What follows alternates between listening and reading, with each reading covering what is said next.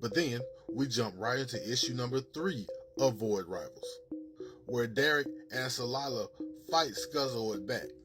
And although I remember this character being on Transformers, I don't remember a whole lot about him, but he is hilarious with this through line that he's just doing this for his wife and kids.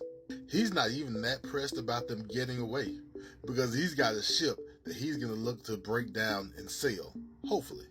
Meanwhile, Derek and Celila are trying to find somewhere on the ship to hide, but let's just say they're not any more safe with this guy as they were with Scuzoid.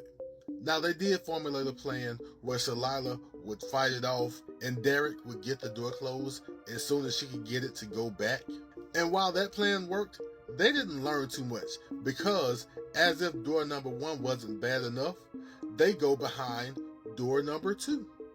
And here's a character whose name I don't know, but I remember him from saying guilty or innocent in the Transformers movie, along with the Quintessons. However, he tells them that he means them no harm and he wants to get off the ship like they do. And so they agree to help each other. From there, he starts to lay it on thick.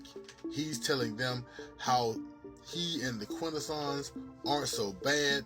He tells them how they've been blamed for this Age of Wrath. If you're going to keep up with the Void Rivals ride, put Age of Wrath in your back pocket. And they finally make it to his ship, but Scuzoid is waiting on the trio, and now he decides to make a deal and tell them that their Quintesson adjacent pal is actually the dangerous one.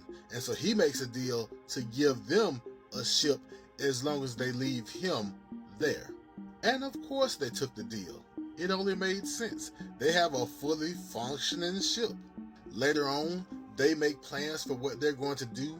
On the way back, they decided that they were going to find a way for each one of them to go back to their separate civilizations and tell them what they've discovered separately, because either one of them bringing the enemy to the other civilization is not going to go over well.